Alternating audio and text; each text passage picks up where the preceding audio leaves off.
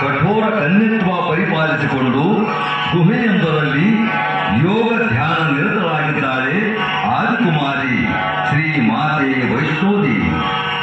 ಈ ಮಾತೆಯ ಯೋಗ ಧ್ಯಾನ ಯಾರಿಂದಲೂ ಭಗ್ನಗೊಳ್ಳದಿರಲೆಂದು ಸಾಕ್ಷಾತ್ ಆಂಜನೇಯನೇ ಸರ್ಪಗಾವಲಾಗಿ ಶ್ರೀರಾಮನ ಧ್ಯಾನದಲ್ಲಿ ತಲ್ಲೀನನಾಗಿದ್ದಾನೆ. ಶ್ರೀರಾಮ ಶ್ರೀರಾಮ ಶ್ರೀರಾಮ.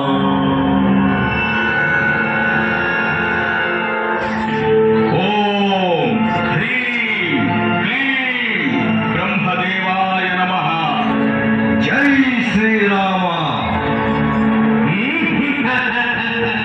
ಅಲರ್ ನಿರಂಜನ್. ನಿಲ್ಲು ಭೈರವನಾಥ, ಗುಹೆಯ ಪ್ರವೇಶ ನಿನಗೆ ನಿಷಿದ್ಧ. ಆಂಜನೇಯ, ನನ್ನ ದಾರಿಗೆ ಅಡ್ಡ ಬರುವ ಸಾಹಸ ಮಾಡಬೇಡ. ಏ ಮೂರ್ಖ ಭೈರವ, ಮಾತೆ ವೈಷ್ಣೋ ದೇವಿಯನ್ನು ಸಾಮಾನ್ಯ ಕನ್ಯೆ ಎಂದು ಭಾವಿಸಬೇಡ. ಮಹಾಶಕ್ತಿ ಪ್ರತಿರೂಪ ಆದಿಕುಮಾರಿ ಅವಳು. ಶ್ರೀಮಾತೆಯ ಯೋಗ ಧ್ಯಾನಕ್ಕೆ ಭಂಗ ತರದೆ ನೀನಿಲ್ಲಿಂದ ಹೊರಡು ಮೊದಲು. ಏನು ಬಂದ ಕಾರ್ಯವನ್ನು ಸಾಧಿಸದೇ ಹೊರಡುವುದೇ? ಸಾಧ್ಯವಿಲ್ಲ. ಇಂದು ವೈಷ್ಣವ ದೇವಿಯ ತಪೋಭಂಗಗೊಳಿಸಿಯೇ ತೀರುತ್ತೇನೆ. ಅದನ್ನು ತಪ್ಪಿಸಲು ಯಾರಿಂದಲೂ ಸಾಧ್ಯವಿಲ್ಲ. ನನ್ನ ದಾರಿಗೆ ಅಡ್ಡವಾಗದೆ ಸರಿ ಹಿಂದಕ್ಕೆ, ಇಲ್ಲವಾದರೆ ವಿಪರೀತ ಪರಿಣಾಮವನ್ನು ಎದುರಿಸಬೇಕಾಗುತ್ತದೆ. ಜೈ ಶ್ರೀರಾಮ. ಎಲ್ಲವೋ ಭೈರವ, ನಿನ್ನ ಮಂಡುತನದ ಉದ್ಧಟತನ ಮಿತಿ ಮೀರಿತು. ಚಿತ್ತನಾಗೂ ನನ್ನ ಗದಪ್ರಹಾರಕ್ಕೆ ಬಲಿಯಾಗಲು. ಅಲರ್ ನಿರಂಜನ್. ಜೈ ಶ್ರೀರಾಮ.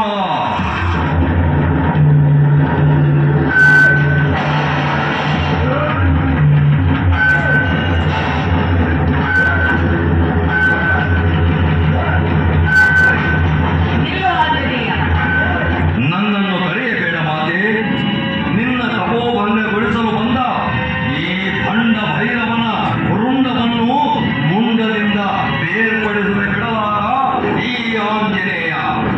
ಅದು ನಿನ್ನ ಕಾರ್ಯವಲ್ಲ ಆಂಜನೇಯ, ನನ್ನ ಕಾರ್ಯ. ಈ ಮದೋನ್ಮತ್ತ ಭೈರವನ ಅಹಂಕಾರವನ್ನು ನಾನು ಸಂಹರಿಸುತ್ತೇನೆ. ನೀನು ಸೈರಣೆ ಇರು. ನಿನ್ನ ಚಿತ್ತ ಮಾತೆ. ಅಲರ್ ನಿರಂಜನ. ಸಾಮಾನ್ಯ ಕನ್ಯೆಯುರುವಳಿಂದ ಸರ್ವಶಕ್ತ ಈ ಭೈರವನಾಥನ ಸಂಹಾರ. ಎಲೈ ಭೈರವ, ಸಾಮಾನ್ಯ ಕನ್ಯೆಯನ್ನು ಜರಿದು ಅಟ್ಟಹಾಸದಿಂದ ನಗುತ್ತಿರುವೆಯಾ? ಇಂದು ನಿನ್ನ ಪುಟ್ಟಣಿಸದೆ ಬಿಡಲಾರಳು ಈ ವೈಷ್ಣೋದೇವಿ. ಸಿದ್ಧನಾಮ ಸಾವಿರ ಸೇರು. ಸಿದ್ಧನಾಗಿಯೇ ನಿಂತಿದ್ದೇನೆ. ಪ್ರದರ್ಶಿಸು ನಿನ್ನ ಶಕ್ತಿಯನ್ನು. ಅಲರ್ ನಿರಂಜನ. ದುರುಳ, ಮುಗಿಯಿತು ನಿನ್ನ ಆಯುಷ್ಯ.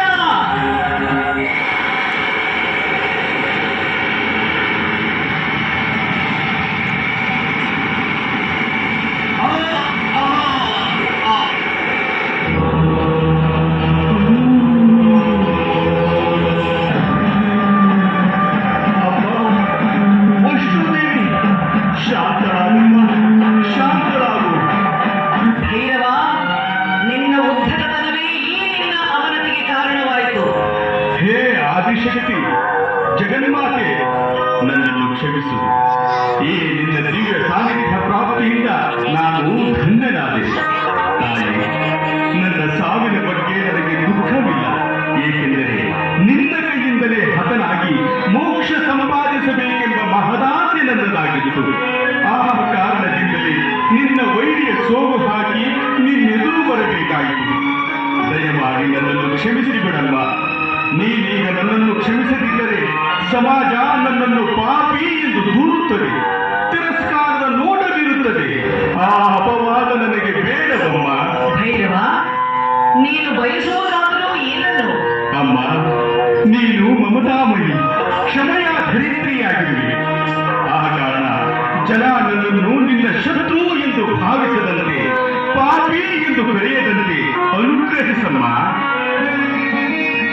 ಭೈರವನಾಥ, ಅಂತ್ಯಕಾಲದಲ್ಲಿ ನೀನು ನನ್ನನ್ನು ಅಮ್ಮ ಅಮ್ಮ ಎಂದು ಕರೆದು ನನ್ನ ವಾತ್ಸಲ್ಯವನ್ನು ಸಂಪಾದಿಸಿದೀಯ. ನೀನು ಮಾಡಿದ ಸಾಮಾನ್ಯ ಪಾಪಕ್ಕೆ ಪ್ರಾಯಶ್ಚಿತ್ತ ಹೊಂದಿದೀಯ.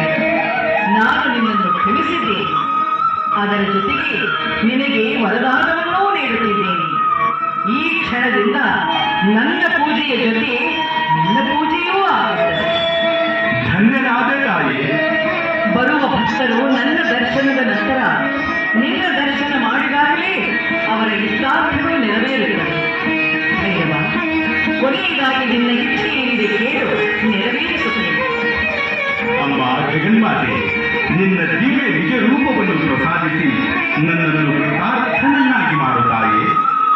ತಥಾಸ್ತು.